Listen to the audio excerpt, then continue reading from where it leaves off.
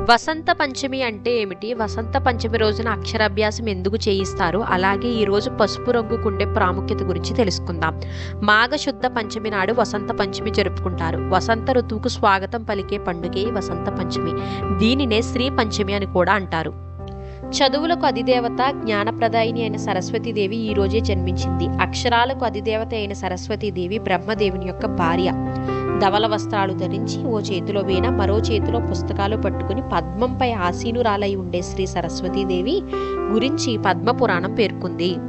శ్రీ పంచమి నాడు పిల్లలకు అక్షరాభ్యాసం చేయిస్తే అపారమైన జ్ఞానం లభించడమే కాదు, నిరాటంకంగా విద్యాభివృద్ధి జరుగుతుందని శాస్త్రాలు చెబుతున్నాయి. వసంత పంచమిని ఉత్తర భారతదేశంలో బాగా విశేషంగా జరుపుకుంటారు. ఈ రోజున పసుపు రంగుకి ఎక్కువ ప్రాధాన్యత ఇస్తారు.